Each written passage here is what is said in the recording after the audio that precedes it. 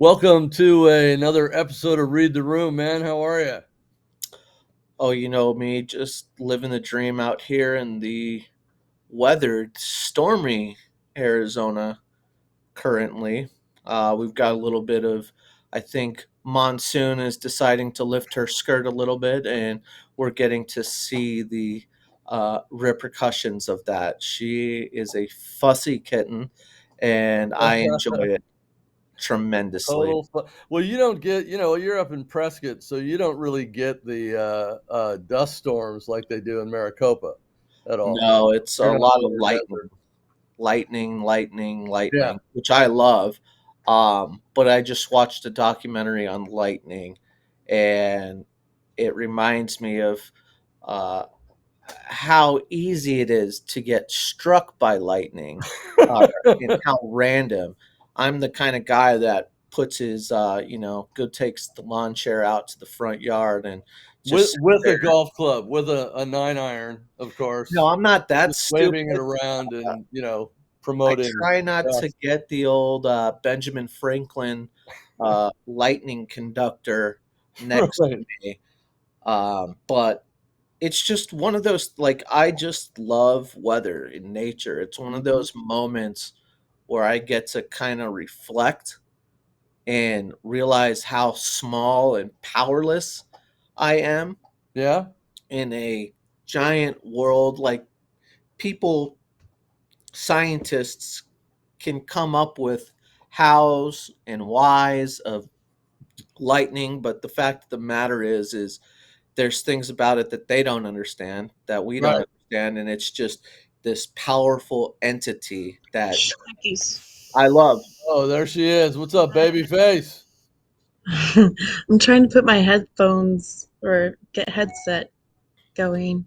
Well, get your comms But going, good to woman. see you guys. Hey, how's the right side of your body doing? You doing okay? I don't want to talk about it. I told Rico What? about that. I'm like, okay. But what you're saying is there she goes. Okay, you can lift your right arm. There we go.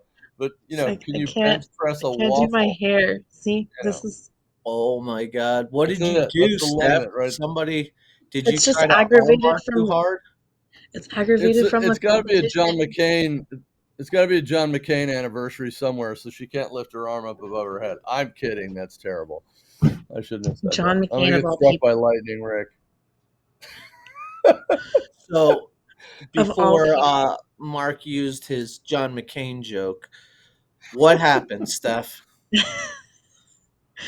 Well, it was the jujitsu competition at main character, and she got me into this like weird lock, and I tapped, and I'm a little perturbed about it, but I'll move on. Anyways, I just keep using it, and I just looked up what is wrong with it. It's a sprain and something Yes, else. So Monday, I'll see somebody.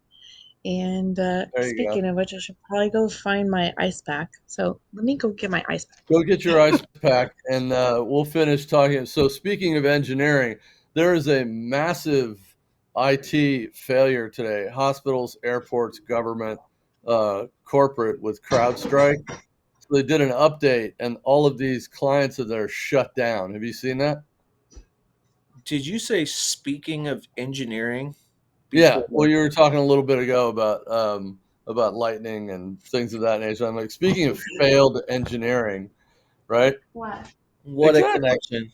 But no, I Exactly. didn't hear that. Yeah, it's interesting. It's So interesting. what exactly happened? The tech on. So CrowdStrike, which is an IT security protection company, did an upgrade to their software, and let's just say it didn't work real well. Well, Whoops. Yeah. Yeah. So whoopsies. if you're on Delta Airlines, Didn't you're work pretty too much well. fucked. That Okay. sucks. Or if you Uh, want to go to the hospital to get a life-threatening surgery completed, you're not gonna have. That's not gonna happen today. Dr. Rosen will be calling Zhivago. you up from the records room, going, "Sorry, we're canceling, life-threatening surgeries." Anyway, speaking of lightning, Before speaking you move of on to yes, I was today's born. topics, I just want to say, Steph, uh, Yes. I think it's absolutely badass that you got armbarred to a point of Not an armbar. injury. That's Yes. fucking sick, She dude. got It's Rousey'd, amazing. baby. I mean, it could have went the other No, it's way. not an Like armbar. fighters like us, we take our lumps when we get them. Like I don't know Yeah. if you can see my scar, but it happens. Yeah. Sometimes I you're have Hey, quite a getting hey, few. beating. right I here. have Sometimes to. the Hey, beating comes to you. What? hey, teeter totter, 5 years old. Okay, right there, the seat. Oh, Boom. Oh, All Jesus. right, five come years on. old. You want to This brag about guy, that? he just wants to be a part of the part of the group. All right, this is me and Steph turf. Oh, you Okay. wanna? Oh, Yeah, you get wanna out of see the here. ankle? No, just Scaring kidding. me. Oh, I'm just but kidding. I think that it's awesome that you can be open about that because it does hurt your pride when you get beat. There's no doubt about it in anything. But for you to be vulnerable like that and honest, I Well, respect the thanks. hell out of Fuck it yeah. because Yeah, arm I just have bars to come are to conclusion. no fucking Well, joke. no, okay, but it's not an arm bar. What It was it? was, she had me, my elbow. Okay, I'll do it on this side. She had Thank my you. elbow up, and she had like her, Crank it? like, had her forearms like on my elbow right Yeah. here. And like, I think some of it came off my bone, like some of my Yeah, tissue came off my bone, yeah, Oh, okay. and it's got sprained, so I yeah. had to like Bruised, it tap. bruised the So tendon. it's a little bit of a weird. It's a Hmm. weird one. Well, you have multiple insertion points in your elbow for tendon and muscle, right? And Hmm. so when you irritate that, oh boy, that's not fun. I mean, surfing and playing tennis, you really can't get hurt too much unless you get bit by a shark or somebody's board goes flying across you. Anyway, You, Dr. for our Mark, audience today, deep, we are deep talking about here information. on Read the Room, we're talking about the RNC Convention, the Yes. interesting events over on the Democrat side. But speaking of electricity, I was so excited to see the unity. Myself, other colleagues of mine have been around a long time, around a lot of conventions. I go back as far as '88 was my first one, and usually it's just sort of a slow rolling song and dance and little themes and up and downs and stuff. And sadly, because of the events of last Saturday in Butler, Pennsylvania, the unity came together obviously very quickly and it sustained itself very well. Even legitimate Democrat critics are amazed at how much unification is there. So it's interesting. It's definitely a shot across the bow. What Before I even ask you if you watched it, how many conventions have you guys ever watched? I mean, um, none is fine, one is fine, but I mean, have you ever been to one? Never watched one before. What about I you, mean, not it the way Steph, that I for real? watched this one, like, popping in and So out. So, I watched the last main one with like Trump in like 2020, but like, was it 2016, 2020 17? and then 2016. 2020? No, but like before that, 2016. So I've been following this for quite a while, and I didn't watch the was it Romney right before Trump? I didn't watch that one, Neither but I did did many watch of the us. you know, so. I my theory. I think all politicians have a bit of snake oil salesman in them, so I'm not too keen to uh, spend my time watching them try to sell me something that's not going to pan out to fruition. But Hmm. that being said, there's usually speakers that I like, and I'll say wholeheartedly that I paid more attention to this one. I mean, the hype going in. I mean, how can you have more hype? Our Mhm. former president got shot in the face. I mean, 100%. like, Bringing in Don Juan, brother. okay, bring him in. Bringing in the Juan. Yeah, But this one I was a like lot. There was a the lot of word electricity. electricity On. because it was electric, and Mhm. even the detractors. I was talking to you last night while watching CNN's roundtable, so to say, Yeah, yeah. discussing the Hey, speech, brother. the Morning. events. Can you hear me? Yes, we can. Oh, perfect. Good morning, Don. And because I know if I'm watching Fox that everything's going to be the most amazing ever. It's the most. There's The never been most anything amazing. like it. There's never been this much unity in the Right. country The since the Fox Oompa 1776. Loompas, right? Yeah. Yeah. So Their I monochromatic dresses. Yeah. and it's not that they're necessarily wrong, they just over embellish it at times. You And more think? importantly, I like to see what the other side is saying, Mm-hmm. how if they're really ready to start being honest journalists or if they're still playing the game. And I No. Have found you been I watching found out CNN? CNN, yes. Yeah. You've been watching that? I'm curious Hey, what they're Rick. saying. Hey, Rick. You know what So I liken the two CNN or MSNBC personalities to? If if no. something good is happening to the Republicans, it's like watching a public service message for depression. Mhm. And then if something bad is happening to the Republicans, it's like watching a loop of the Wegovy GLP-1 commercial, right? It just cracks Mhm. me up. They're all like, "Yes, we're happy," right? And they stick themselves with something. And then if Trump's like crushing it and Biden's at like 42% or some shit like that, it's all like they're doing heroin and taking reuptake inhibitors for their depression. Cracks me up. Mm. Yeah, it's you know, it started with Chris Wallace who, you know, talk about a has been. Yeah. He They were specifically talking about the speech.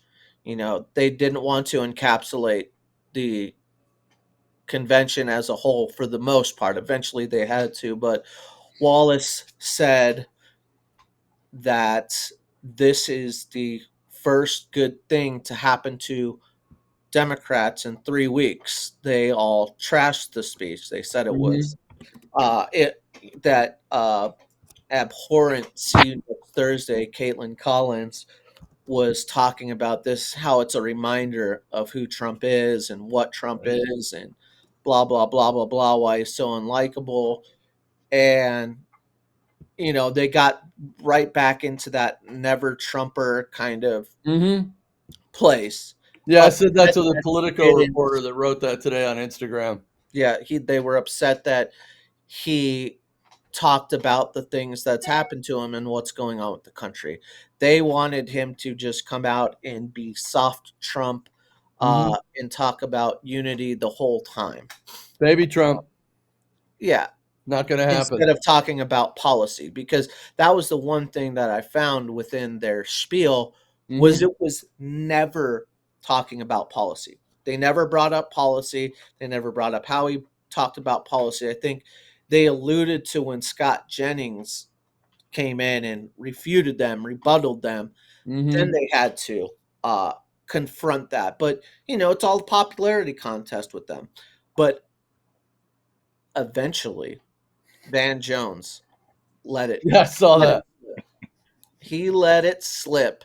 After they're going trying to say, "Oh, and Trump is so old. Like I would be so concerned with how old he is and how he delivered this message." And I'm like, "Okay, so in one hand you're complaining that it's the longest speech ever. He just went off for an hour and a half, and an hour of that was just ad lib improv." And No. then in the next sentence, you're saying that he's too old to communicate. He's Well, too you know what? old You know what to the shyster with the bald head and glasses that got 100 million from Jeff Bezos, who God knows what he's doing with that.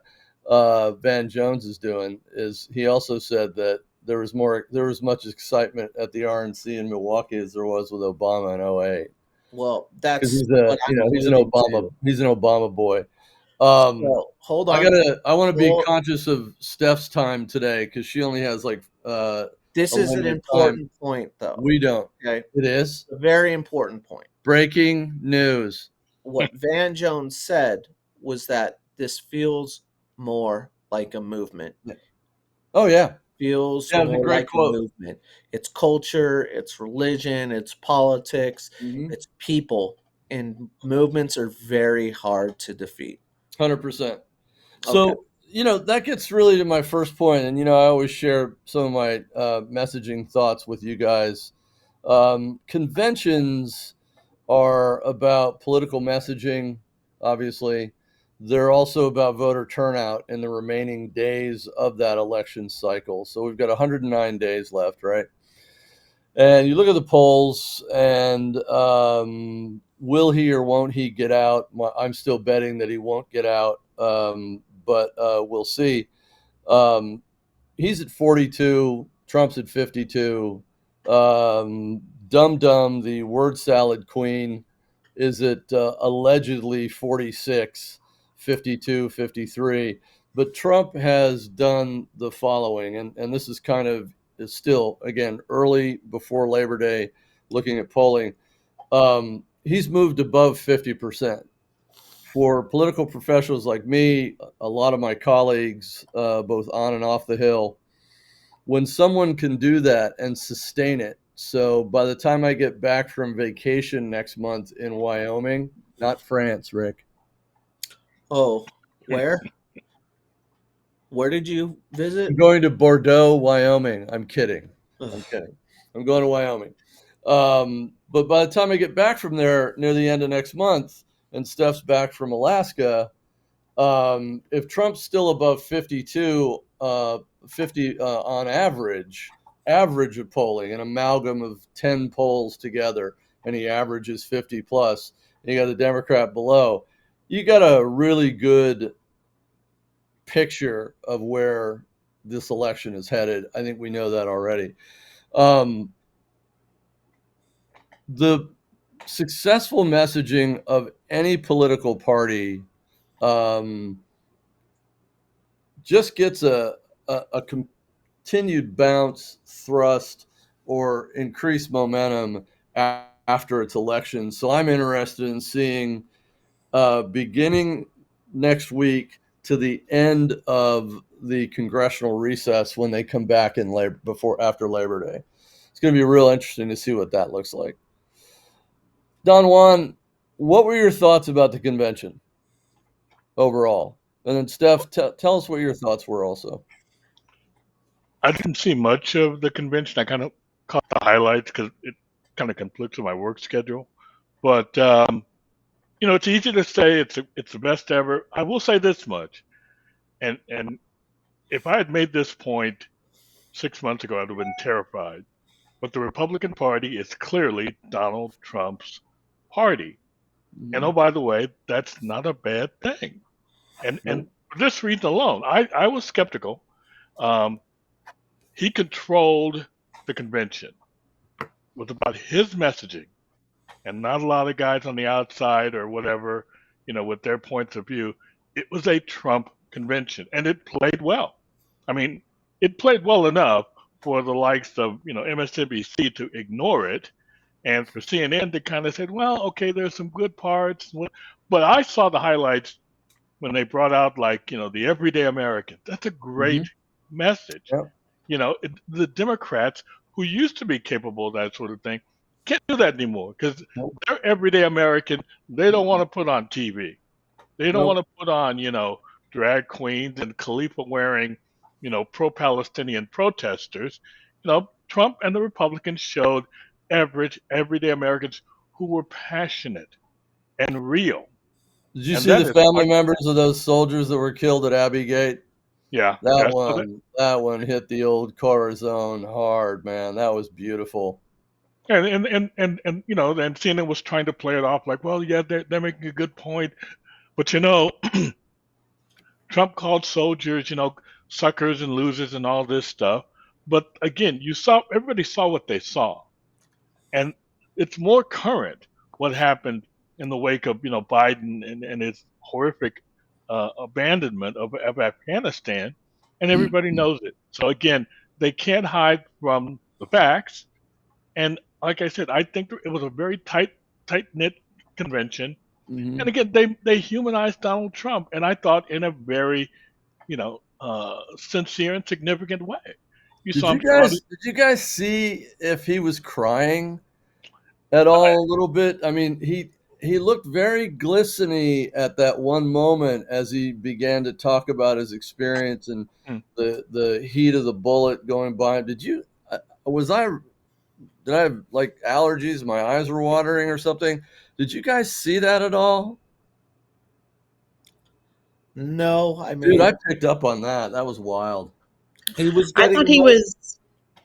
Oh, I thought he was just like really emotional in that moment because like he just like Mhm. skirted death, and so Yeah, like perhaps like what the emotion that you were feeling was like the deepness of his heart of like coming that close, Yeah. to not being here, and Mhm. so him maybe having like getting back on stage and in that moment where the RNC, you know, it Yeah, just was emotional for him to be able to speak to people because he's been fighting so hard. So that's probably what we felt.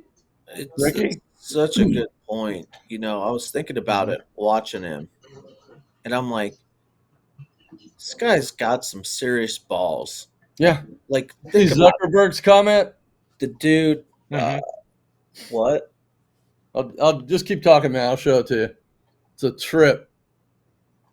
Um, where was I? He's got some serious balls. Okay, he does. I mean, think about it. If you got shot in the face, wouldn't you be? Oh my God! Look at that. Yeah. What is he saying? You tell me that's not a turning tide right there, bro. I don't know what that is. Like, Zuckerberg? It says, quote, Yeah. seeing Donald Trump get up after getting shot in the face and pump his fist in the air with the American flag is one of the most badass things I've ever seen in my life. I think that's why a lot of people like the guy, unquote, today in a Bloomberg interview. Bloomberg, yeah. just saying.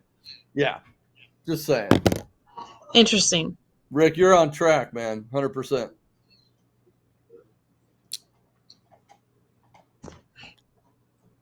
next question. Well, I was going to say real quickly though, because I didn't see the speech last night, but clearly, you're going to be affected when somebody nearly blows your brains out, and you survived that. Where? I think the media was trying to, they were kind of disappointed. I think they really wanted a weepy, reflective, and he was to a large extent, but fortunately, halfway through the speech, he became what he's been. And he criticized, Biden and the border thing and everything else. That's who Donald Trump is. And you're not going to, you can shoot at him, you can take off a piece of his ear or whatever, not going to change him. I think that's the one thing that's Mhm. kind of shown through here. It's Nope. like you said, Rick. The guy gets shot and he gets up. And again, Let and Trump be Trump, baby. they talked about a lot on CNN and some other outlets. There was this, comparison shot or this double screen. You got Trump getting up off the ground, raising his fist in defiance of what had happened to him, and then you see, Joe Biden barely being able to walk up a ramp to get Yep. on Air Force One. I mean, I'm sorry, you people can argue the politics. That visual, that comparison, because they've talked about, oh, we're going to compare Joe Biden against Donald Trump. There's your comparison, and they can't do a thing about it. So They the can't compare. the political imagery from what I saw, just as a political professional and with experience in messaging, is the following. But mostly as an American, is you had the fist raised, flag behind him, etc. Right. So that was the fight patriotic symbol. The speech last night started out with a very humble approach to the fact that he wasn't supposed to be here. He's grateful that he's here because of God's grace.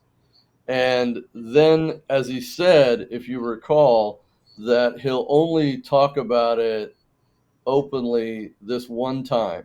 And so he did. And there's the humility. There's that picture of the president caught below the shoes and pant leg of two Secret Service members with his head down and blood coming across his face. That's the humanity side of it.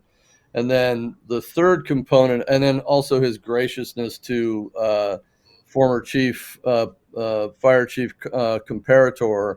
Then he moved into let Trump be Trump. The issues, the comparisons, the contrasts, because that's what conventions also are about in political messaging. And he was able to show you a side of him that unless you knew him or have met him privately, and I've been lucky enough to do that a handful of times, you don't see that. You don't see it. But he showed that to everybody last night. Meanwhile, the chaos, so our unity versus the Democrat debacle, is they all can't figure out how to get Joe Biden out of the race. All right. And I mean, you guys, like 4 other congressmen and 1 senator came out today to go, Joe, you got to go. Well, let me just say, from an inside baseball perspective, all 27 of these pussies are in gerrymandered political districts. Mm-hmm. They have no chance whatsoever of being defeated. I mean, they're like D plus 12 seats, right? You know, Martin Heinrich, the fucking senator who's next door to you, Rick, in New Mexico, comes out and goes, Joe's got to go. But this guy doesn't have the balls enough to come out and say, hey, Bob Menendez, the convicted criminal versus senator from New Jersey, you got to go, right? So these guys are all taking pot shots because they're safe as a cat with kittens. It's ridiculous. But the contrast couldn't be, more clear. I mean, we're talking Tom Brady versus Keystone Cops over here. It's just absolutely hilarious. What do you guys think about that? What do you guys think about the Democrats and their whole debacle versus what we've obviously been seeing? I'll jump in real quick and just You're say on mute stuff. Oh. Sorry.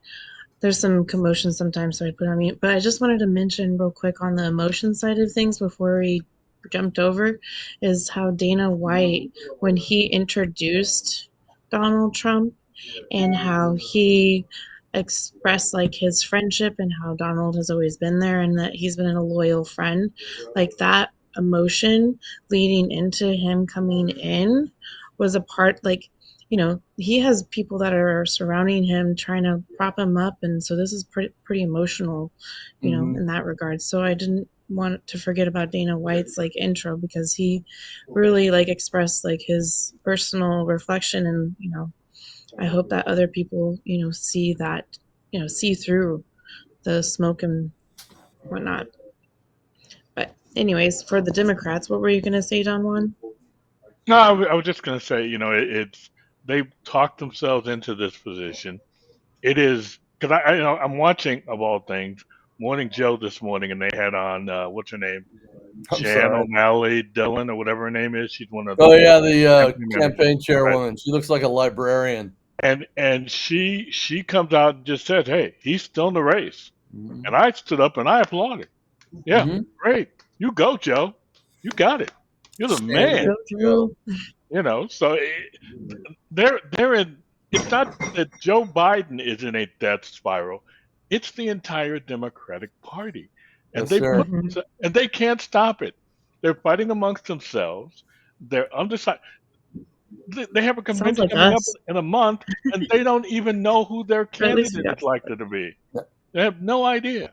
No, they want an open primary, and it's a joke, you guys. Great idea. Joke. Everybody voted. Let's vote again. They don't know what they're doing.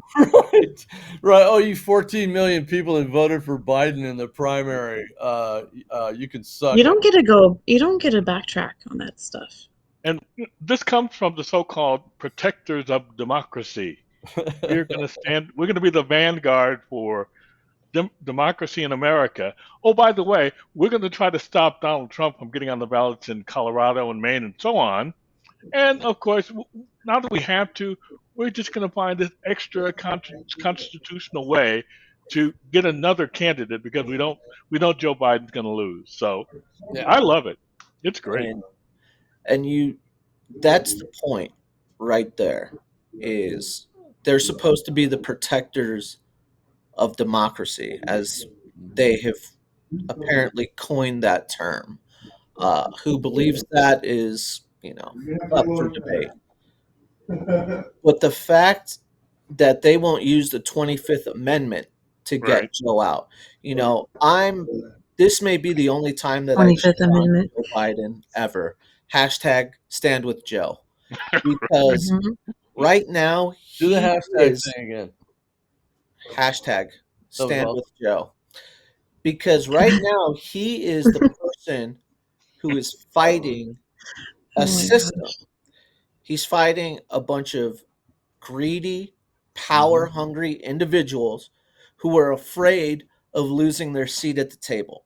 It has nothing 100%. to do with his policies. It has nothing to do with his incompetence. Yeah. If he was popular, they would still be selling the ruse that Yep. he's the sharpest guy in the room, he's the smartest guy in the room, he's the hardest working man in America. Mm-hmm.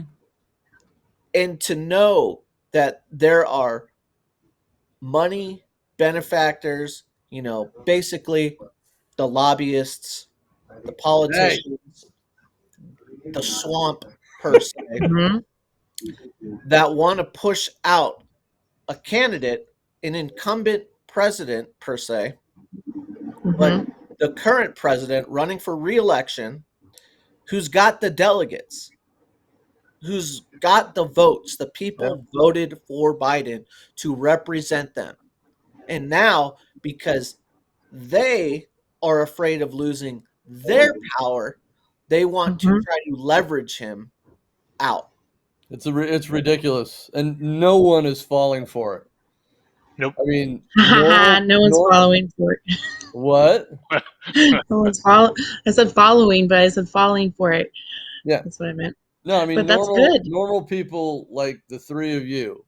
Okay. I mean, I've always tried to keep one leg out of the Beltway and one obviously in because I work there most of the time. When you can see through that BS, right? And you're like, yeah, whatever. I mean, yesterday I had a guy come and find a cut in my dog fence, right? Mhm. And this guy, and I give him credit because everybody's got one of these, right? We're talking, and he's like, blah blah, because I got a phone call, and he's like, what do you do? And I told him, and he goes, it's just amazing to me how the Democrats are focused on trying to destroy Trump again and make everybody Not believe gonna work. the guy's evil after what happened last Saturday. And instead, we're ignoring, and he said this, and I was pretty impressed, that Xi in China, Putin in Russia, and that fat guy in North Korea and in Iran are getting away with everything they're getting away with. It's unbelievable, and everybody I know is sick of it. And those are just all normal people, just normal human beings. And so it is definitely filtered down to the nth degree, in my opinion. And that's where movement events like last night and the last 4 days become unstoppable, quite frankly. Yep. Or they can, you Right. know. So I have a question for you I'm guys. basically hoping for Joe to make it to the at least to the finish line, at least to the next Yeah. date. Now, will that happen? Well, he has to make it to his convention first. Right. Yeah, personally, I am reading the tea leaves, and I've always said that Biden's gonna bow out. If he bows out, it's going to be because of some medical issue. And I'm not saying that this is the case, but watch this fake COVID that he's got. I think that may be a ruse to start moving the chips in that direction. We'll If see. he You goes know my out, feelings about that. He's been wanting to be president for 50 years. His entire family has got their little bony fingers clutched around the presidential podium. They ain't letting go of it I too hope you're right. soon. So, thoughts about JD Vance? What is your impression of that pick, of him, and what you know of him? Just right off the top, and then let's go into that because I want to get a sense of what you guys think of that. He's a Trump ass sniffer. He got a nice little Oh gift. no. Um, I haven't done a whole lot of research on him. However, there's a reason why, Trump picked him, and, I need to do my research for myself of what Okay. those reasons are. And, I would hope that it's based off of all of his successes, but I know that he's only been in Senate for like 2 years, from my understanding, right? And Just like what Obama. is his back? Yeah, so that's what Mhm. kind of like triggered me a little bit about him, Mhm. to be honest. I didn't like that.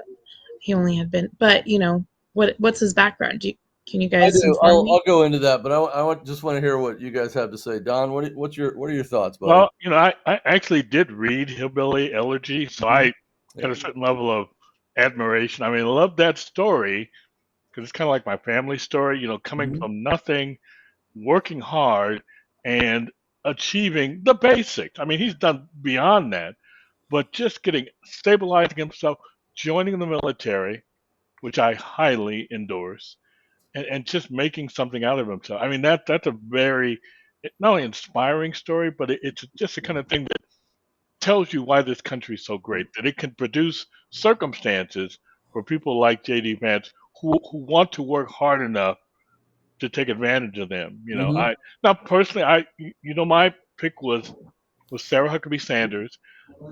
I just like her. I've always liked her. I Mhm. liked her father. But once it happened, and kudos to my wife because she predicted it was going to be J.D. Vance, and and and and she just felt, oh, the heck with that. We don't need to necessarily put a woman on the ticket just for balancing and all this stuff. We can win with a guy like Vance. So when it happened, uh, I I like the idea. I think he's smart. He's accomplished and everything else. And I don't care who they end up with a VP selection on the Democrat side, he will destroy Kamala Harris. And it won't be because I think they expect him to be, like almost Trumpian and insulting and what have you. I think he's just going to dissect her arguments and her policy positions and take her apart. But they Yep. can put up anybody else. I know I heard like, if Harris goes to the top of the ticket, they might take a guy like Roy Cooper, the governor of North Carolina, or Please bring him on. the Shears of Kentucky. They could talk about balancing. They got to have a white male now.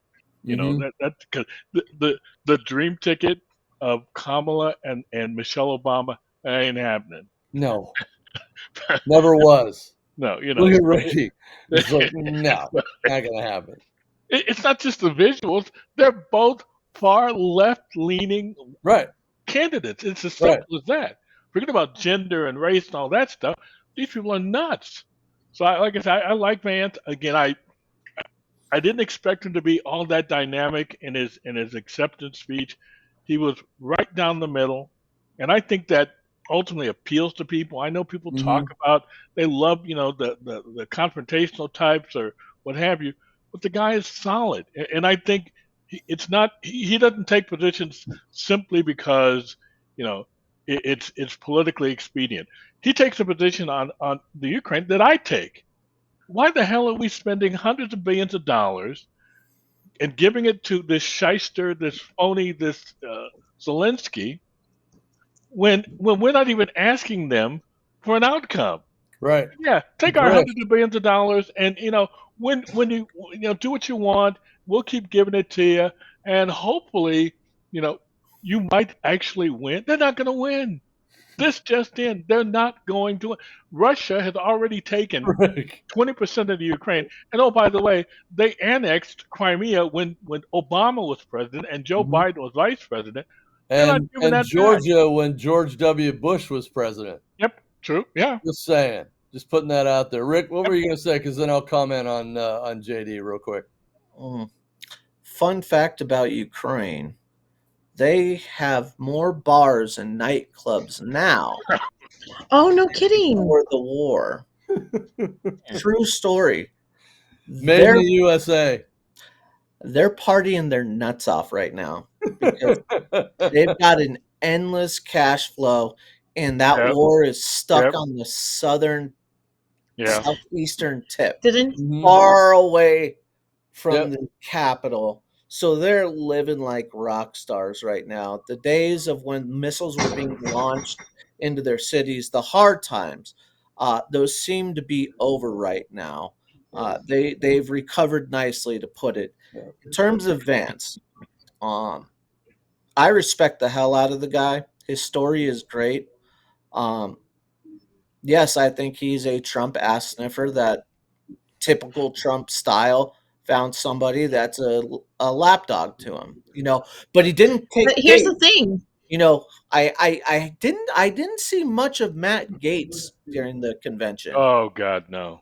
But here's the thing. that was a Because he good was trying to thing. pick up teenagers. Go Yeah. ahead, Steph. So he's not much of an ass sniffer per No, not at se, all. because he didn't vote for Trump last election. Yes, I get that he So was a never Trumper until he he needed hasn't been Trump. always. And So then when that's the he weird part for needed me. Trump, that's when he decided to go Team Trump. So No. no, What is it? he didn't need Trump to get him. No, I'll tell you You've what. literally said that on this show.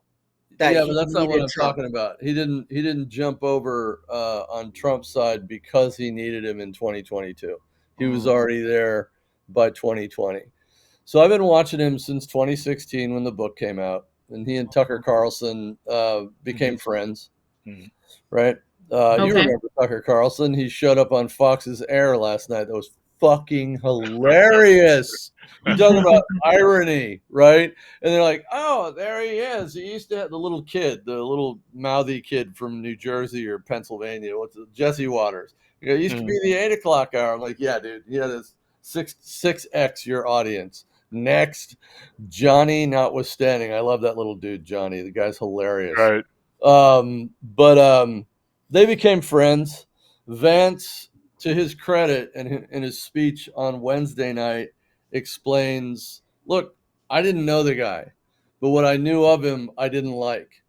And so he Right. goes through 16 and he goes through 17 and 18. He's fully feted with all the little douchebag Vogue and New York Times bestseller little creepazoids, et cetera, et cetera. The whole, Devil Wears Prada crew, right? And gets through 19 into 20. This is 2 years before he begins to run for election. He's looking at Trump, and he's a Yale trained lawyer. So is his wife, who's extremely gifted, by the way. They're going, something's not adding up here. You don't pounce on somebody that hard this much for everything if you're trying to make people believe that something is what it isn't, right? So they're not stupid people. And the thing I like about Vance is, yes, rags to riches. He takes the whole Scranton Joe fake story and shoves it off the table because he actually lived it. So in his speech, and I texted my friend Michael Kelly and his mom, that's been involved in the Older Americans Act and Meals on Wheels for 50 years. And I helped Mike lobby on that in 2016, and we got more money for the first time in like 20 years because I brought a movie star to the Congress, right? He talks about how his grandma, his mama, got Meals on Wheels.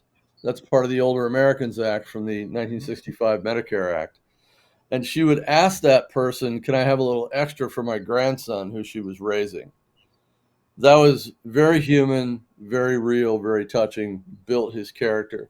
So he builds a business, is successful with that, under Peter Thiel's, in part under Peter Thiel and his hedge fund. And if you remember, Peter Thiel and Elon Musk created PayPal together, right? Yep. Then put a hedge fund together, and then in 05-ish were the first angel investors to go into Facebook, and the rest is history. And then he decides, Rick, to go into politics. And his view of Trump has changed a little bit, but not until, and this is what you're keying on, so I give you props on that, not until he wasn't getting any traction. He had money,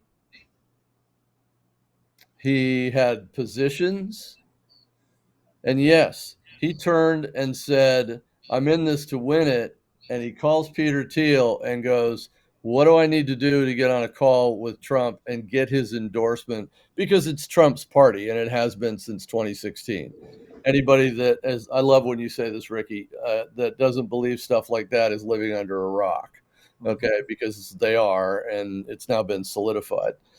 So yes, in fact, he did, insofar as political survival and a chance to win, turn in that direction. He also, as I watched him the last almost 2 years in the Senate, began to consistently talk about no more wars, also a Trump position, Ukraine, what a joke, a Trump position, the economy, et cetera, et cetera, et cetera. But I could make that charge of 200 political officials in federal office right now, right? And so what I see him as, and you guys have heard me talk about this, it's about building out the party. So he's 39 years old. He's 40 years young, 39 years younger than Trump, and it is about building out the party for the new generation. And that, in part, is what I think is disproportionately most of his value, because he relates to you, Rick, in that regard. He relates to you, Steph, in that regard. Don Juan and I were like, yeah, he's the future. And if we want a party that's going to grow, we have to have people like that can articulate it. And that's kind of my position on that. Trump said at the beginning that the VP candidate was going to be the most important decision that he made, because he wants to set up for the next 12 years. And in this election, I mean, it's brilliant. When I look at it, as much as I may make the ass sniffer comment, the fact of the matter is I respect the hell out of the guy. His story is great. I mean, it's hard not to root for him. Policy-wise, he checks every box. And the thing that we have heard from both sides complaining constantly is the age of the candidates. The age of the candidates. Which is legit. Why can't we get young people in there? Why can't we get people that are more like us instead of more like them? And Trump delivered. He said, you know what? I'm going to get the youngest MFer we got, one of them, that's a solid candidate, and I'm going to throw him on the ticket. And now this guy can debate anybody, wipe him up, and he'll get to say, I'm giving you that next generation. You guys, America asked for the next generation. Well, here it is. You know what's beautiful too? You guys, you know what's beautiful is Ushi Vance is a Hindu. She's not a Christian. Usha, excuse me. Usha Vance is a Hindu, and the ability to bring an important part of the American fabric forward, like the Hindu community, the Indian community, who are often relatively quiet about their political agreements or disagreements, right? They might write checks, they do go and vote. You have Hindu or Asian candidates around the country, et cetera, but they've often conformed to a more Western mode of thinking, right? I think you will find in a lawyer like her, who's also a thoughtful individual, because her I have studied for the last couple of years. While I was looking at, okay, future of the party, who are these people?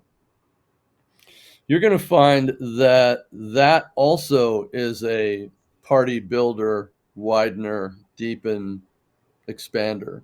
And I think that's also very favorable. But also the net benefit is not the political party, not just the GOP, it's the country. Because we got to heal, we got to unify, and we got to come together, all of us. It's not this bullshit of I'm here to represent you, and then it's a line they throw away and forget about it, like the current incumbent. Yeah, that's all nice and dandy. I agree. It'd be nice if we could all come together, I but don't. let's be honest. The only way we're coming together is if we're at war with another country. Like that's it. The media is going to do the I same. hope not. Well, that's There's coming. too much money. There's just too much money to be made off of the divisiveness, and it's going to continue. Unfortunately, Mhm. she does check the box too. She's certainly an asset. Big time. And we know what kind of asset that is too. Well, there's a terrific line in a Joni Mitchell song, and I have an announcement I have to make before Steph gets off in 9 minutes. There's a great line in Joni Mitchell's song, um, "Big Yellow Taxi." They paved Mhm. paradise. They put up a parking lot, right? Well, that context was about killing nature with DDT and ecology.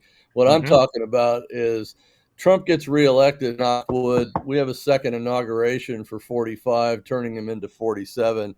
He's going to get on the phone with a couple of these countries, and he may play that lyric in the back and say, "You either knock this stuff off, or you're a parking lot. Take your pick, Persia." Right? You know, So here's it. Before you comment, here's the announcement. I am going to create a brand new show called That 70s Song. And we are going to do another show in the entertainment sector of the No Filter Network. The No Filter Network. No Filter Network. With songs of the 70s that are allegorical to their times and things that were going on, and see what we can learn about that Brilliant. as we look forward. So just FYI, thank you very much. Appreciate that. Will What were will you there going to be say any? about? I was just gonna say real quick. Will there be any Starland vocal band Oh, from the 70s? absolutely. Are Oh, you kidding me? there we go. Are you kidding me? I'm going to play the scene from PCU There we go. when they lock all the teachers in the room with the steering wheel lock, and they and Gut puts the little or Jeremy Piven puts the CD in there and puts it on play, and then takes the key and locks it. Right? Absolutely, one of the best movies ever. PCU. You guys ever seen that? Politically You know correct what's so university. Oh, of course. You know So what's prescient. interesting is Mhm. how hard that movie is to find. It's It, Right. ridiculous. I it's have a damn DVD near of it. impossible unless Yeah, you it's order it ridiculous. online on like DVD or Yeah. VHS. Like it's on no streaming app, No, no you have to buy it on Amazon as a Yep. DVD. anywhere. And I'm like, this is one of the best movies of all time, and it Mhm. still holds true. Oh, If totally. more than ever Totally. today. It's the And 2001: A Space Odyssey of college movies. Are you fucking how kidding me? how Fox Nation Yep. hasn't bought the rights to that movie It's ridiculous. They to should. show it. Mhm. Like if the country saw that movie as a whole, Maybe it's on Mhm. purpose. Yep. like if the country saw that movie like after a debate, they would get a clear idea of what unity looks like. Exactly. You just need the fucking P-Funk and a Right. party, and let's all get together, all right? Let's get a Right. little frisky. Let's get wet. Like, That's right. enough Let's of do this. it. The only place that happens is tailgates at sporting events. That's the only place I see, other than when I was younger. and it was bars, but that was young people. The only place I see adults mingle with people of opposite sexes, genders, political views, religious views, and come together as one is at sporting events and tailgates. Doesn't Mhm. matter what Valid. you are, it's my team versus your team. That's it. Valid. Music And concerts. that used to be America. The team Perfect. used to be America. Well, Well, you here's one are. thing that's factored into all this Mhm. is that we have our phones readily available at any given point. And so people's attention at these events are not as they were to where they actually have human connection. Nope. And so, therefore, that is a cultural change Mhm. and shift from what has worked in the past to now when it Mhm. comes to just overall collective of unifying. These have gotten in the way. Yep. Hence the shooter in Butler, Pennsylvania, a 20-year-old Right. kid who was a gamer, who was bullied, who had mental health issues, massive anger, and disassociated from human contact. And we've seen this over and over and over again. And that's the sad part. Is I heard Cruz talking, and he's like, I'm not even going to mention his name because he's a monster and he doesn't deserve it.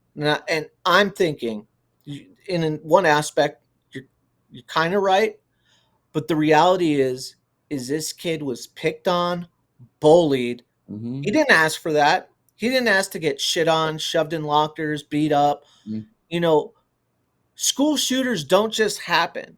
Okay, there's little assholes out there that make school shooters, that bully, that poke, that prod, that make fun of, that target. And it just sucks because uh, school, primary school, middle school, secondary school, it's a jungle, man. These kids are ruthless.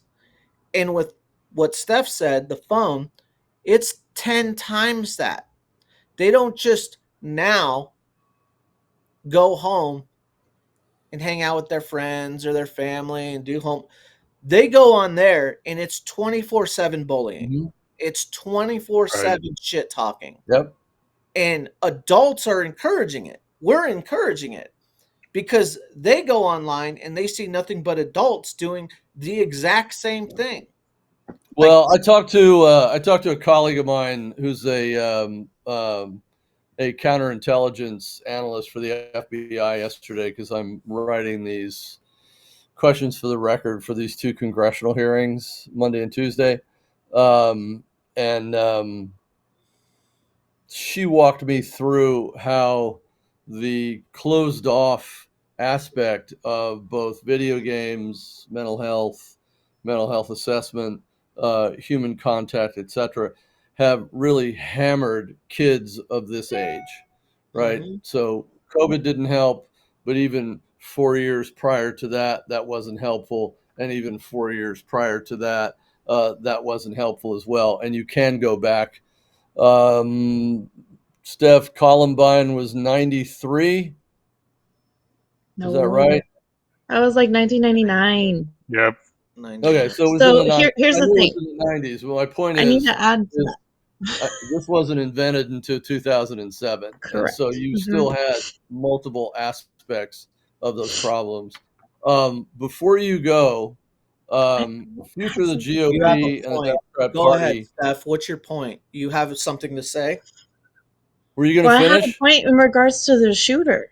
Yeah, go Do for it. it. That he had 3 You got encrypted 2 minutes. accounts on top of that, which is Hmm. that's what I've heard, which is suspicious. And then also, um, what was the whole rooftop situation? Because from my understanding, how he would have been able to get up there, he would have had to like had a little help. Like I think I want to look into that a little further. Hmm. So there's there, and then the lady that took a picture behind that wasn't like even phased, behind Donald Trump, like she was like looking Hmm. for it, like she was in on it. So like there's more to this kiddo than we know. And then also when it comes to Columbine, if we want to bring that up into the equation, Hmm. that kid was on uptake inhibitors, psychotropic uptake Uptake inhibitors. inhibitors. And when it Yeah. comes to these Mhm. shooters, that is the one common SSI. factor. Yeah. That is a very common factor. And when it Mhm. comes to the online bullying, I've definitely seen this from a firsthand account how little kids can be super like vicious online. So And those are that's all my points that I wanted to say. good. Mhm. You know, I've heard the argument from the gamer's point of view of how it's not bad, it hasn't hurt them, rah rah rah rah rah. Um, Video games back in the day where you played it was analog. You played on your TV, and that was it. Right. The I used to invention play of Halo. online gaming is what changed everything. It built a whole Mm, community base for And the the chat rooms rejects, the miscreants or also. misfits, the ones that are overlooked, the ones that are never going Mhm. to get invited to the party or date the prom queen, or a lot of incels in there, but also Mhm. you got a lot of angry people at a situation that they've got no Yeah. control over. And That's what my colleague said yesterday. He's hearing from a lot of the same people in this vector bubble, if you will, that are all pissed off, angry, and it's feeding him, and then he's striking out. yeah, Yes, mhm. Ms. I have to Rill. get going. I have All to get right. going. But it was nice to chit chat with y'all, and I'll be listening in, okay? Okay. Have a Okay. great Ciao. day. bye, Bye. staff. Thank you. So, bye, honey. So, the future of the Democrat and GOP parties. What's your take? You give a shit? Doesn't matter. What are your thoughts about that, you guys? The future, they'll still be around. I don't think we're ever going to get to a multi-party set of circumstances like you see in Europe and everywhere else. They're always going to be the big two. I just think that to be viable, they're going to have to find ways to me, and again, just my personal, you have to be a problem solver. You can have all the political parties you want. You can do all. You can Mhm. have fancy this and that. You can lobby and you can legislate and whatever. If people don't perceive your party as solving their problems, you're going to be extinct. And you know, that to me is the bottom line. I just think that, and this is what I talked about a few weeks ago. I think Donald Trump and the Republicans have a great opportunity to reshape the way that government is viewed, going like Reagan in the 80s, to come in and say, what was the Reagan line? Uh, government's not government's not the solution; it's the problem. I Mhm. think that we need to take that and say government can be the solution, but it's got to be smarter. It's got to be more efficient. It's got to be more economic, and it's got to affect more people who, oh, by the way, are American citizens. We don't have the time to take care of people who are here illegally. We don't. We need to draw that line, make it very clear. We can talk about mass deportation, whatever, but as long as we make this country hospitable to people who are willing to break the law to cross the border, we're done. That needs to Mhm. stop. Ricky, So, what do you think, buddy? um, I think the GOP is killing it right now. And there's one common thread from this upcoming 24 election in the 1980 election. And that common thread is Carter and Biden. Mhm. Those are two of the best Republicans of all time because they have created such a dumpster fire. Now, in this election, it's not only Biden, but it's all the squad loving morons that have helped the GOP become a movement. MAGA, Trump, a movement. But also seen as normal Yeah, Right. Yeah. now Trump has shaken uh, uh, Trump has shaken the dust of unpopularity off him. He's back to Trump. The Trump Yep. in the 2000s that everybody Mhm. loved, that Yep. rappers Let used to sing about and let want to Trump be. be Trump. My Yeah, butt. like Yep. Trump is back to Trump. He's, Mhm. there's obviously going to be the circles that hate him and will never be able to get rid of the woke lingo and that type of stuff. And in some aspects, certainly they'll have arguments, but the bottom line is the guy he's flying high. I mean, he fucking dodged a bullet and then bloodily raised his fist, a la the what was it, the Berlin Olympics? What Olympics was it? Where the guy Mexico City. Mexico, yeah, Tommy Yeah. Smith. Mm-hmm. Yeah. John Carlos. You know, Yep. it's one of those See me iconic pull that one out of movies. there, Don Juan? Tommy Huh? Smith, baby. What's Yep, up? there you go. San Jose State. Yes. Tommy Smith. Like in 50 years, that photo is going to be made into a statue. Mm-hmm. Yeah. Like that is going to be a statue for American perseverance. Yep. For American pride. I mean, that's going to go down as one of the most iconic photos in history. Totally. Without a doubt. And this guy has fought it off all by himself. He has fought off the establishment. Whether you like the guy or not, you can't say that he's not a fighter. A fighter. Whether it's because of hubris or stubbornness or wanting to do it because he's the only one that can. Mm-hmm. You know, it's reasons, you know, Trump is one of the reasons that Musk decides to buy Twitter. If there's no Trump, I don't know how much Musk would buy Twitter. Right. Because he sees a billionaire, a powerful man that's surviving and thriving, being able to defend the common man. You know, that's not to say that Musk wouldn't have done it. You know, he's got his own views, and he certainly has that Bond villain sort of rare genius to him. So yeah, he I'm may looking have for done the that. Persian cat and the, you know. Yeah. That's right, with Blofeld. Right. But to your original question, GOP is sitting pretty. And I think they're sitting so pretty that not even they could actually hit their foot if they tried to shoot it. No, we couldn't snatch victory from the jaws of defeat like we're really good at. I'm going to point out a couple of things from what you said, both historical and today. So I've watched Donald Trump since the latter part of the 70s, just ascend, you know, disco era, buildings, TV, movies, et cetera, right? I've always had a Mafia special icon. respect for him because of what he's done, because of his capabilities, right? Name ID out the yin yang. You know, it's like Schwarzenegger in 03 when he ran, or 06 when he ran, right? 03, excuse me. 164 candidates, you know, he crushed it, right? And I look at the Democrat Party, Don, in particular, because you're familiar with this in your early years. In 68, you had the turmoil of the Vietnam War. March of 68, Lyndon Johnson gets out. Well, all the other nudniks that are on calling for Biden today are the same people in the same party that scrambled to be the nominee. McGovern got hammered, right? Yep.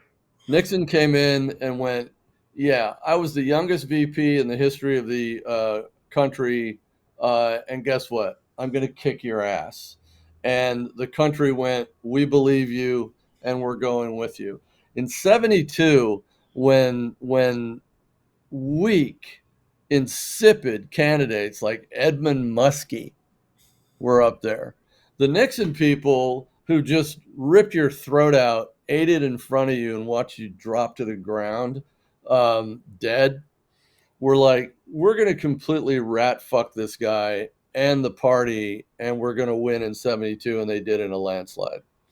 So you fast forward to 80. We know what happened there with Reagan. That was awesome. I like 2024 like I like 1984. Because Reagan comes in, kicks Jimmy Carter's ass because his policy sucked, and we know why, from inflation to foreign policy failures. But Reagan went right into a recession. Big inflation. Mm-hmm. I mean, I break my ankle. I'm 19 years old. I get a check out of the lawsuit. I'm stoked because I got 18% interest at the bank. But my parents are paying an 18% mortgage for their friggin' house. Yep. Right? Not real good for home ownership or lots of the building industry. Anyway, point is I think we're at that tipping point of a lot of those same bread and butter issues. Again, guns and butter, like I talked about before, and you go into Biden's last 3.5 years, abject failure on a variety of different areas. Compared, again, a contrast, 50+1, red wine with dinner, white wine with dinner, right? You're going to choose one. You can't choose both. They're going to look at the Trump history. They're going to look at what happened to him last week. They're going to go, this is where we're putting our chips. And whether it's Mark Andreessen in Silicon Valley, who's a titan, or it's what Zuckerberg said today, or all the other Silicon Valley people, hedge fund people, Democrats, independents that are going, yeah, we're good. So I don't care what convention they come up with. If they do or don't get him out, they are not going to win. The country is literally, I won't say it completely yet, but damn soon. They have almost moved on past the Democrats. That's my view. Yeah. I just, one of the reasons I want to hashtag stand with Joe is because I want to see all those pretenders in the 1% class Yeah. that are threatening to withhold Not donations. write checks. Yeah. Yeah. And Bullshit. when they finally realize that this Right. guy is not letting go, Right. go and write the checks and then try to convince people that there is a reasonable change of why they are now writing it. Yeah. That, oh, he's a good candidate all of a sudden. No, it'll be along the party lines and they'll just have to be like, it's because it's against Trump. Right. They'll use Right. that scapegoat argument when the reality is Biden's no good. He's just no good. No, he sucks. It was interesting because like 6 minutes ago on the screen, the campaign put out another statement that said, we're not going anywhere. I look forward to getting back out on the campaign trail next week and talking about Donald Trump. Okay. So thank you, Uncle Rico, for that insight. And so all these little nudniks in the media and these little squirrels running around in circles around each other trying to figure out, well, does that mean they're trying to figure out a deal that the Biden people are comfortable with and they're just putting this out for full face? Or what does that really mean? Nobody knows because they're not sitting in the fucking house in goddamn Rehoboth, Delaware right now. They don't know. I don't think he's leaving, personally. I got a question, and that goes along the lines of he's not going to leave willingly. What do you think the odds are that a hit goes out on Biden? 0. Well, 0? Okay. I mean, I could see a situation where the Democrats, I mean, they're already there. They're trying, they're begging. It's like, Joe, you're the greatest. Don't ruin this great legacy. You're the greatest butt. For God's sakes, you've given the people $35 insulin. That's greater than Christ. You're perfect. Now get out of the way. Get out of the way. You gotta go. You're so great. We have to, we got to kick you to the curb. So I would not be surprised. You're one of the greatest presidents of all time, and absolutely. we need you to go. Get the fuck out of here. So here's the thing. So Biden's 29, right? When he first runs for Senate in Delaware.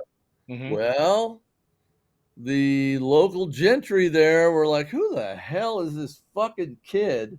And who the hell is Joe Biden? Right? Naysayers, doubters, yada, yada, yada. That's how he started his first political campaign. He's not fucking leaving. Nope. Okay? Unless they cut a deal of deals But if it smells like Obama and it smells like Pelosi and it's got a little Gefelta on there from fucking Schumer, okay, he's going to go, fuck you and the horse you rode in on. I'm the president. You have no legal authority or mechanism to get me out legally. And those are my delegates. Go fuck yourself. So get on board, or you're going to be the reason why we lose the House, the Senate, the White House, yada, yada, yada. I think he's going to turn it around on him here shortly.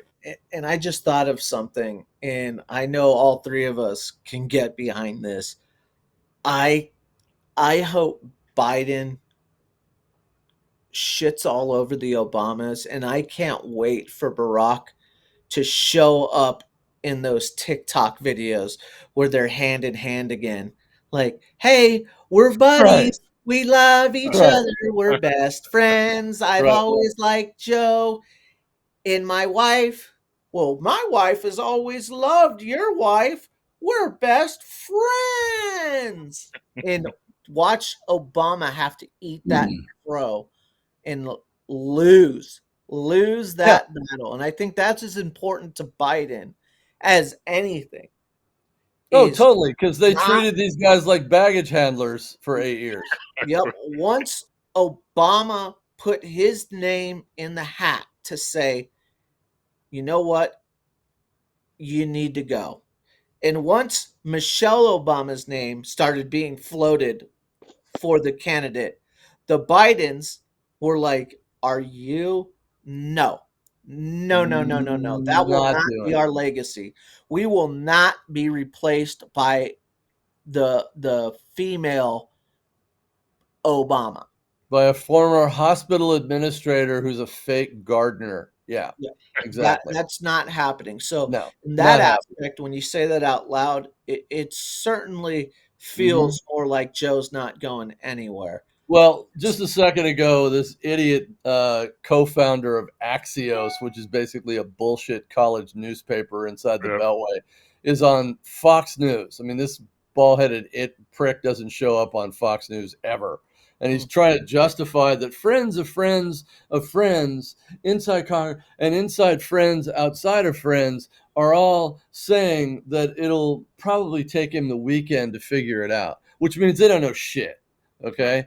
They're just out there pontificating and blowing hot air in your face, and don't believe it for a second. I mean, the sheer volume of work that it takes to run a congressional campaign, a gubernatorial campaign, is 600x, 6,000x the size to run a presidential campaign. Okay. And man, I'm telling you, and it's, 50 states all over the place, all these people on the ground, etc. They are not going to just simply take it and toss it out the window. And for what? So a bunch of fucking people that don't like him can go, good job, Joe. Right.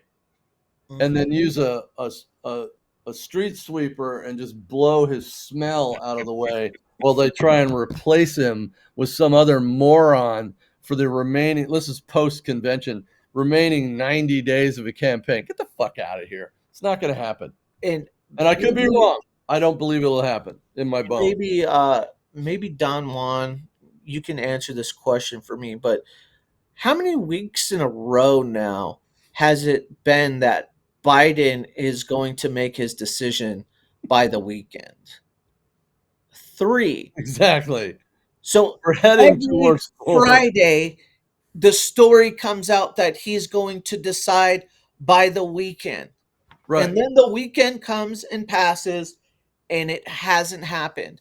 And nobody gets none of these journalists, none of these pontificators get razzed for their bullshit. And that, other than within the MAGA movement, because they're not journalists to begin with. But you're right. They're absolutely not. They're just mouthpieces, and that was never more apparent than last night. That was never more apparent. I was watching it with my lady. Shout out to my lady. I love you, boo. Um, What's up, girl? I love you, boo. You my heart. All right, But enough. All right. no, don't you ever tell me enough, dude. I'll give you more. I'm gonna give you some. But you know, she saw the same thing as me, and it's like, what are they saying? She points out how she likes when there's a Republican that's on a Democrat panel and a Democrat on a Republican panel, because usually they have to defend themselves better. Right. And Jennings was defending himself better. Yeah. And some of the arguments that the Dems were making, she's like, what are they saying? Why are they saying this? And I'm like, it's just for headlines. Yeah. It's just so that they can write tomorrow that it was the worst speech, because I got your text and you're like, did you see it? Did you see it? And I was like, see what? Thinking like something fucking terrible happened. I'm like, Yeah. oh no. And it Well, it's was, because it's not journalism. It's just like texting someone, going, "Hey, do you know Mhm. about that? What do we know about it?" And then they write it into paragraphs. yeah. Yeah. They're like, I talked to this person, and Yeah. oh, he's so old, and he's so, the same old taglines, and I was like, oh, Yeah. okay, because I turned on CNN immediately, and they were busy roasting him, and I'm like, what? And they're talking about how he can't speak, and he's old. I'm like, did he have like a stroke on stage or something?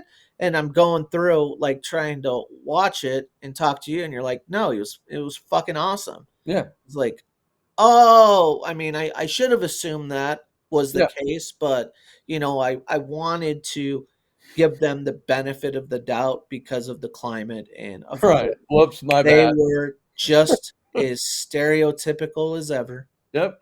Well, and the big problem with the political left and the media hyenas who follow them, they're both cut of the same cloth. Look, my attitude is, if you Mhm. don't like something, you say exactly what it is you don't like, Right. regardless of whether or not you're going to offend you. And that's the thing about Trump. Like him or not, you have to respect, and it's a thing they don't like. But they love this passive aggressive, kind of hinting at what they don't. Just say it. Just say, Trump, it's this and that. Whatever. But like I said, with this situation with Joe Biden, just come out and tell him, Joe, we're kicking you to the curb tomorrow, 12 noon. Get your bags packed because you're Yeah. leaving. Instead of this, well, we're going to talk to him and maybe we're going to try to convince him to consider the possibility that he might want to just think about, do it already. Let's just go full old Yeller and get it over and done with, for God's sake. But Because Oh, but old Yeller. Yeller has the gun. Love that.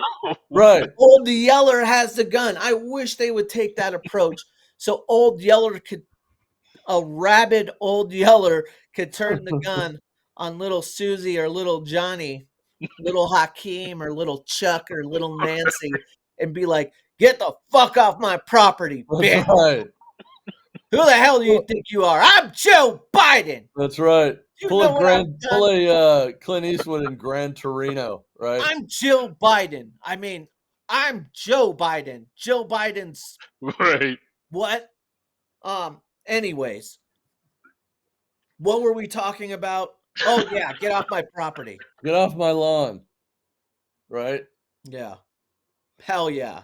I can't wait. So, It's popcorn season, baby. This is, movies have died in the summer. Ever since yeah. COVID, the experience of going to a theater is done. Now we see the movies coming out like Twister. You can buy it on your TV. Never have to leave the house. Mhm. That's You going. know, it's big summer splash, and it's Twister, and it's the Democrat implosion. And that's Right. where the popcorn is, baby. You're just sitting there and just popping and going, look at these idiots. Yeah, guess what? Guess Who what, could have Ricky? seen this coming? Both of them are remakes. Oh God. Both of them are remakes. Well Hey, done. this has been great. I'm so grateful for you guys coming on, and we always have fun. Any parting thoughts for the weekend or projections, gentlemen? Can I take as a point of personal privilege? I wanted to acknowledge that tomorrow will be a 50th anniversary celebration in the Wan household. Congratulations. Well, it's not a marriage 50 years. I wish it were, and we'll eventually get there in another 17 years, I think. But tomorrow, July 20th, will be the 50th anniversary of my 21st birthday. So Happy there you birthday. go. Happy birthday for And making it half a century. I did real quickly, if I can pull this off. I just want to show you what I think is my life in 5 pictures. So Please. bear with me, and I'll try see to do this correctly. He's going to bring that I'm up real on the good at screen. this. I love the screen. Let's see now. So do That's a good share beginning screen. right there. Yeah. Share screen. Hold And on a then second. click share screen. Oh, and window. Okay, I got it. Okay, here we go. Okay, here we go. Beautiful. So, first Marvelous. picture. This is 1931 in Shawnee, Oklahoma. And these people, it's my maternal grandfather and grandmother. And these 3 youngsters here are my aunts. The one on the far left here are my grandma on our right, and my grandma's left is my mother. She was probably 5 years old at the time. Wonderful. And they ended up having 8 kids. 5 of them went to college, got college degrees. Wow. Next American picture, dream, baby. we're There's gonna hillbilly elegy right there, bro. we're gonna advance about 16 years later. Let me just grab that. This is my mom and dad, 1947. Where? Right it's in a little town in Central California called Madera, California. Yes. Mm-hmm. And my dad just gotten out of the army, and they met as fruit pickers in the Central Valley. Mm-hmm. Yep. And they got married the next year. So it's 1947. They picking apricots or apples, or what were they picking? I don't know. Okay. They look sharp. Uh-oh, there's the wand, baby. What's up? 1954. This is me at age 1, and my sister, who's age 2. My folks were big on pictures back then, so we love it. Still have that. Next picture is 33 years ago. Uh-oh. When I had hair. That's a Quentin Tarantino character right there. Look at that. Pretty much. That's fly. But again, best day of my life. That's lit, baby. Without question. And the last picture is from 3 years ago, just real quick. An update. There we go. Anyway, so what is your beautiful bride's name? Lynn. Lovely. We'll give her our best. Will do. Anyway, like I said, that's grand. That is it. And people ask me, well, why are you conservative and whatever? And it's like, I always show that first picture. It's like, that's my mom. This is during the Depression, not the recession, the real Depression, when there was no Social Security, there was no welfare. You had the only way you got by, as my grandma explained, she said, we didn't have a lot, but we had faith in God, and we just believed that we could make it. Yep. And that's all it took. So, I'm conservative because I still believe that. 100%. Because all the other stuff, if you have a certain level of faith and you have a certain amount of determination, doesn't matter what your circumstances are, you can always make it better. Excellent. Well, that's what the future is about. And I really am. I usually come away from these conventions like, yeah, that was cool, and then move on. Right now, I'm like, you feel wind in your back, right? There's a unity. You don't see the little mouthy nudniks en masse, criticizing Trump, etc., like they have for the last 9 years, because they're completely irrelevant. And that's where I think the Democrats have relegated themselves to. They've completely abandoned what your parents. I've told you this before. There's a wonderful book called Rising Tide. It's about the flood in 1927 in Mississippi that literally physically changed the geography of the United States. There was so much water. And so as it came down from Missouri down to the Mississippi Delta, Justice Thomas's family, Don Juan's family, Condi Rice's family, etc., were massively impacted by that. And the banks, Whitney Bank in Louisiana and others, went, yeah, we're going to foreclose. And they took their 40 acres and a mule, which then left them completely stranded, no job, no land, no money, and they moved to the north. And the Hoover administration, he was the head of the Red Cross at the time, massively failed in delivering relief to that whole region. Mm-hmm. And so his 1928 to 32 administration, which saw the Depression come in, sadly, Roosevelt made sure that it lasted another 13 years because of his nationalistic policies, which were moronic. That shifted the political parties' gift from Republicans to Democrats of black voters, because from emancipation to that time in history, blacks voted Republican. And now we're seeing that shift come back because of the abandonment. But hey, it's not going to happen. Okay? They're not leaving me. Nobody's saying that. Okay? Nobody's saying black people are wrong. The polls are wrong. Get your facts straight, Jack. Look, all fun aside. Is that the creepiest shit you've ever heard, though, Rick? It's like, Grandpa, get the fuck away from me. All right? Every time it just sends a chill up my spine. I'm like, this cringe. Guy, there's something not right with this Joey character.